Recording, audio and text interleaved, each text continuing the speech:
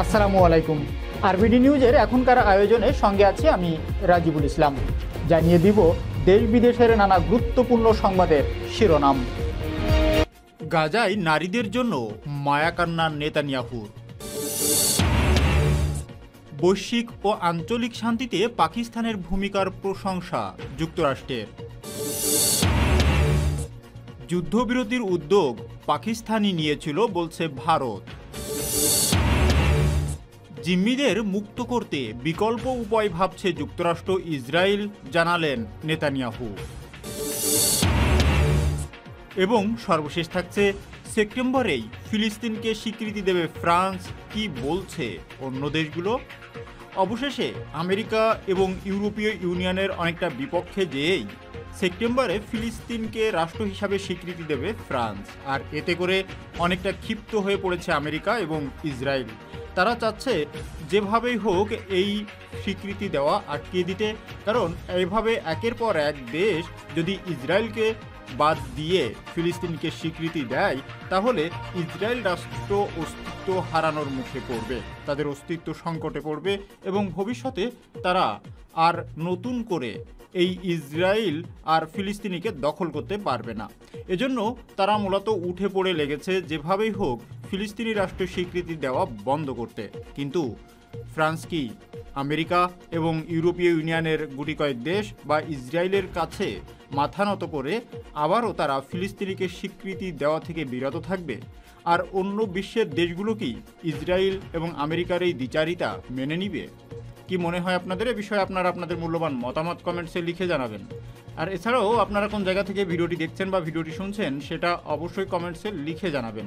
তাছাড়া সেপ্টেম্বরেই ফিলিস্তিনিকে স্বীকৃতি দেবে ফ্রান্স, আর কি বলছে অন্য দেশগুলো তা নিয়ে বিস্তারিত থাকছে ভিডিওর শেষ অংশে। সুতরাং ভিডিওটি শেষ পর্যন্ত দেখার জন্য বিনীতভাবে অনুরোধ রইল।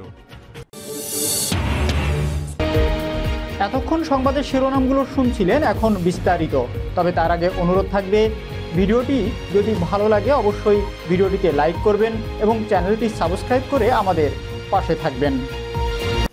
গাজায় নারীদের জন্য মায়াকান্না নেতানিয়াহুর। গাজায় নারীদের অধিকার নিয়ে উদ্বেগ প্রকাশ করেছে যুদ্ধ অপরাধ ও মানবতা বিরোধী অপরাধে অভিযোগে আন্তর্জাতিক আদালতের গ্রেপ্তারি পরোয়ানা থাকা ইসরায়েলের প্রধানমন্ত্রী বেনিয়ামিন নেতানিয়াহু। সম্প্রতি ফুল সেন্ড পডকাস্টে হাজির হয়ে এই উদ্বেগ জানান তিনি। গাজা ও এর বাসিন্দাদের ধ্বংসে যিনি বদ্ধপরিকর, তার মুখে এমন সহানুভূতির কথা শুনে বিস্মিত অনেকে। নেতানিয়াহু তার মায়াকান্নায় বলেন, গাজার নারীরা সম্পত্তি, তাদের কোনো মূল্য নেই, তাদের কোনো অধিকার নেই, তারা পুরোপুরি দমন পীড়নের শিকার। ঈশ্বর না করুন তারা যদি কথিত কোনো অপরাধ করে বসেন, তবে তাদের প্রকাশ্যে হত্যা করা হয়। এটি একেবারেই অযৌক্তিক। ইসরায়েলের প্রধানমন্ত্রী আরও বলেন, গাজার তরুণ তরুণীরা প্রগতিশীল মূল্যবোধের নামে হামাসকে সমর্থন করছে। তারা বুঝতে পারছে না কি ভালো কি মন্দ। তিনি বাইবেলের উদ্ধৃতি টেনে বলেন, তাদের কি চোখ নেই দেখতে, কান নেই শুনতে? নেতানিয়াহু যাদের মুক্তির কথা বলে আবেগে গলা চড়াচ্ছেন, সেই ফিলিস্তিনি নারীদেরই মৌলিক নিরাপত্তা, স্বাস্থ্যসেবা ও মর্যাদাপূর্ণ জীবনের অধিকার ইসরায়েল দীর্ঘদিন ধরে ছিনিয়ে নিচ্ছে। নির্বিচারে বোমা হামলা ও দমনমূলক নীতির মাধ্যমে হাজার হাজার মানুষের প্রাণ কেড়ে নেওয়া সেই ইসরায়েল সরকারই প্রধান। তিনি বলেন, জাতিসংঘের তথ্য অনুযায়ী 2023 সালের 7 অক্টোবর থেকে গাজায় ইসরায়েলি আগ্রাসনে এখনও পর্যন্ত 59,000-এরও বেশি ফিলিস্তিনি নিহত হয়েছে।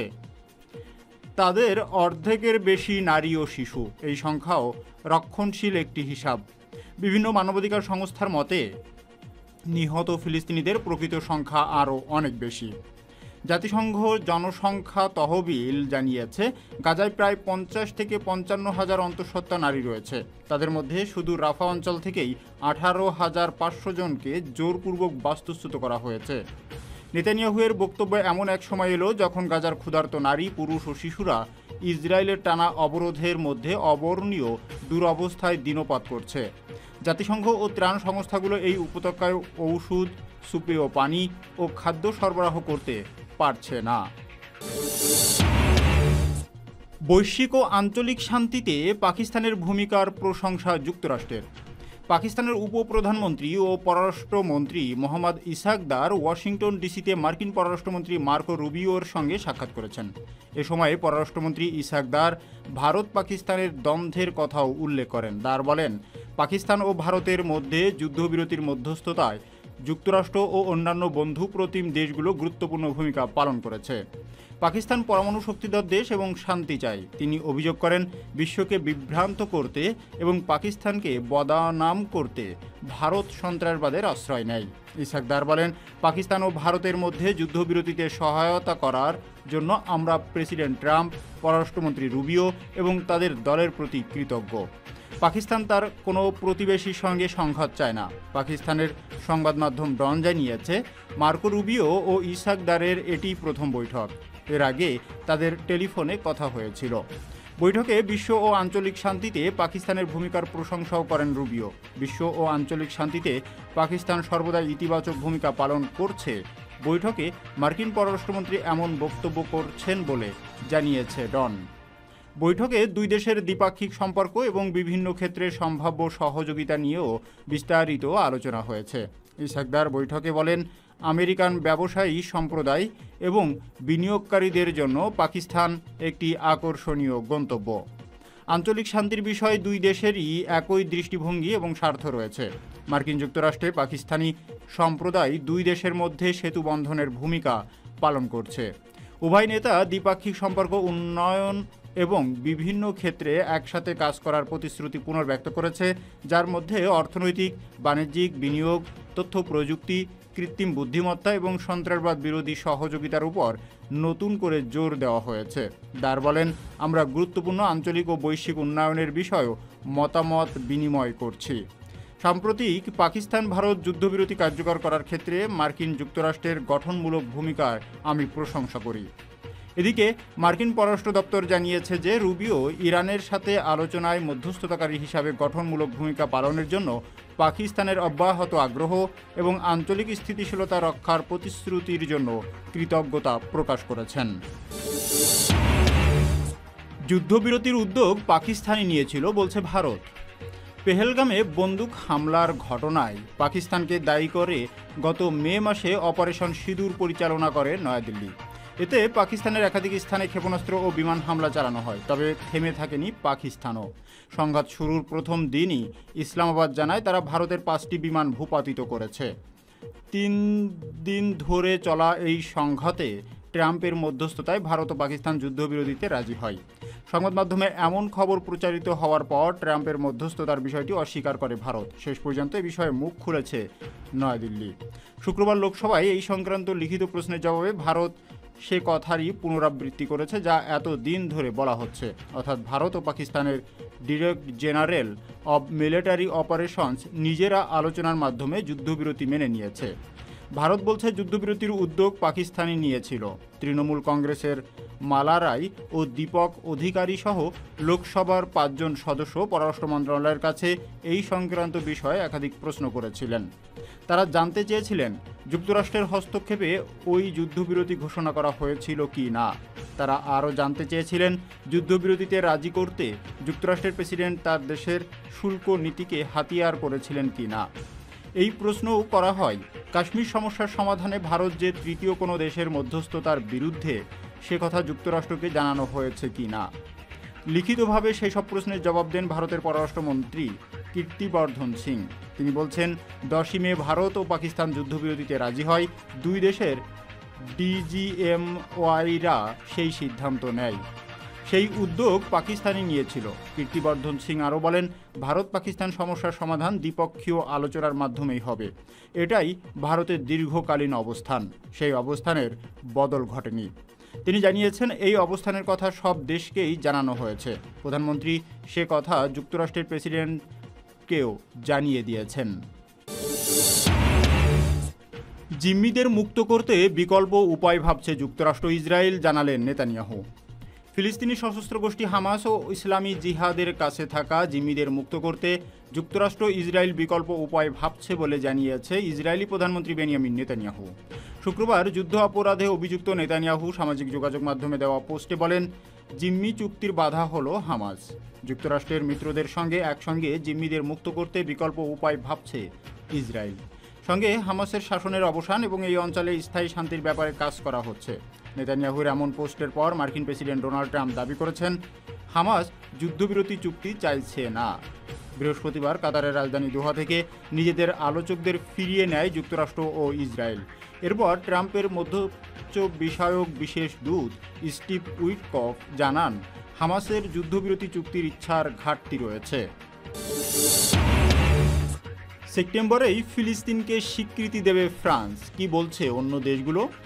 আগামী সেপ্টেম্বরে ফিলিস্তিনকে রাষ্ট্র হিসাবে স্বীকৃতি দেওয়ার ফ্রান্সের পরিকল্পনার খবরে ক্ষুব্ধ প্রতিক্রিয়া দেখিয়েছে ইসরায়েল ও দেশটির প্রধান মিত্র যুক্তরাষ্ট্র। অন্যদিকে এই পদক্ষেপকে স্বাগত জানিয়েছে ফিলিস্তিনি কর্তৃপক্ষ, হামাস সহ কয়েকটি দেশ।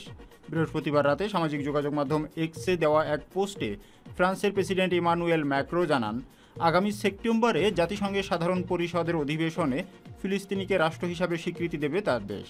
পোস্টে ম্যাক্রো আরও লেখেন, এই মুহূর্তে সবচেয়ে জরুরি হলো গাজায় যুদ্ধের অবসান ও সাধারণ মানুষের জীবন রক্ষা করা। ফ্রান্সের নাগরিকরা মধ্যপ্রাচ্যে শান্তি চায়। ফরাসি প্রেসিডেন্ট লেখেন, একই সঙ্গে হামাসকে নিরস্ত্রীকরণ করতে হবে, নিরাপত্তা নিশ্চিত করে গাজাকে পুনর্গঠন করতে হবে, ফিলিস্তিনি রাষ্ট্র গঠন করতে হবে। ঘনিষ্ঠ মিত্র দেশ ফ্রান্সের এমন পদক্ষেপের প্রতিক্রিয়া জানাতে গিয়ে এক্সে দেওয়া এক পোস্টে ইসরায়েলের প্রধানমন্ত্রী বেনিয়ামিন নেতানিয়াহু বলেন, এমন পদক্ষেপ সন্ত্রাসবাদকে পুরস্কৃত করবে এবং আরও একটি ইরানি মদতপুষ্ট গোষ্ঠী তৈরির ঝুঁকি তৈরি করবে। নেতানিয়াহু আরও লেখেন, এই পরিস্থিতিতে একটি ফিলিস্তিনি রাষ্ট্র প্রতিষ্ঠিত হলে সেটা ইসরায়েলকে নিশ্চিহ্ন করার প্ল্যাটফর্ম হিসাবে কাজ করবে, শান্তিতে পাশাপাশি বসবাসের জন্য নয়। স্পষ্ট করে বলেন, ফিলিস্তিনিরা ইসরায়েলের পাশে একটি রাষ্ট্র চায় না, তারা ইসরায়েলের জায়গায় একটি রাষ্ট্র চায়। ফিলিস্তিনি রাষ্ট্র নিয়ে ফ্রান্সের এই পরিকল্পনাকে অপমানজনক ও সন্ত্রাসবাদের কাছে আত্মসমর্পণ বলে মন্তব্য করেছে ইসরায়েলের প্রতিরক্ষামন্ত্রী ইসরায়েল কাটজ। তিনি বলেন, আমাদের নিরাপত্তার জন্য ক্ষতিকারক হবে, আমাদের অস্তিত্বকে বিপন্ন করবে, এমন একটি ফিলিস্তিনি স্বতন্ত্র সত্তা প্রতিষ্ঠা করতে দেবে না ইসরায়েল। ফরাসি প্রেসিডেন্টের এই পরিকল্পনা তীব্র সমালোচনা করেছে ইসরায়েলের প্রধান মিত্র যুক্তরাষ্ট্র। মাখর এমন ঘোষণাকে বেপরোয়া সিদ্ধান্ত বলে অভিহিত করেছে মার্কিন পররাষ্ট্রমন্ত্রী মার্কো রুবিও। বৃহস্পতিবার এক্স পোস্টে তিনি বলেন, এই বেপরোয়া সিদ্ধান্ত কেবল হামাসের প্রচারণাকে সহায়তা করবে আর শান্তি প্রতিষ্ঠাকে বিলম্বিত করবে। এটা 7ই অক্টোবরের হামলার ভুক্তভোগীদের প্রতি চপড়াঘাত। ইসরায়েল ও যুক্তরাষ্ট্র ক্ষুব্ধ প্রতিক্রিয়া দেখালেও ফ্রান্সের পরিকল্পনাকে স্বাগত জানিয়েছে ফিলিস্তিনি কর্তৃপক্ষ, স্বাধীনতাকামী সংগঠন হামাস এবং ইউরোপ ও মধ্যপ্রাচ্যের কয়েকটি দেশ। এক বিবৃতিতে হামাস বলছে, এমানুয়েল ম্যাক্রোর এই অঙ্গীকার আমাদের নির্যাতিত ফিলিস্তিনি জনগণের প্রতি ন্যায় বিচার প্রতিষ্ঠা ও তাদের আত্মনিয়ন্ত্রণের বৈধ অধিকারের প্রতি সমর্থনে ইতিবাচক পদক্ষেপ হিসাবে বিবেচিত হবে। স্বাধীনতাকামী সংগঠনটি আরও বলছে, আমরা বিশ্বের সব দেশকে, বিশেষ করে ইউরোপীয় দেশগুলোকে এবং যারা এখনও ফিলিস্তিনিকে রাষ্ট্র হিসাবে আনুষ্ঠানিক স্বীকৃতি দেয়নি তাদেরকে ফ্রান্সের পদক্ষেপ অনুসরণ করার আহ্বান জানাই। এদিকে ফিলিস্তিনি কর্তৃপক্ষের জ্যেষ্ঠ কর্মকর্তা হোসেন আল শেখ ফ্রান্সের পরিকল্পনাকে স্বাগত জানিয়ে বলেন, এটি আন্তর্জাতিক আইনের প্রতি ফ্রান্সের অঙ্গীকার এবং সেই সঙ্গে ফিলিস্তিনি জনগণের আত্মনিয়ন্ত্রণের অধিকার ও আমাদের স্বাধীন রাষ্ট্র প্রতিষ্ঠার প্রতি দেশটির সমর্থনের প্রতিফলন।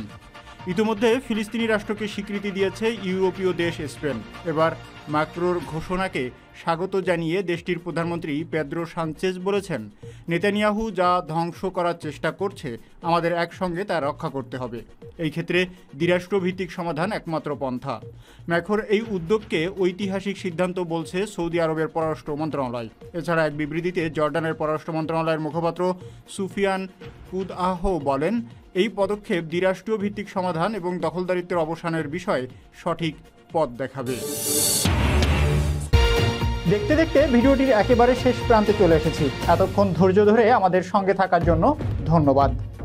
ভিডিওটি সম্পর্কে আপনার মূল্যবান মতামত অবশ্যই কমেন্টসে আশা করছি। ধন্যবাদ।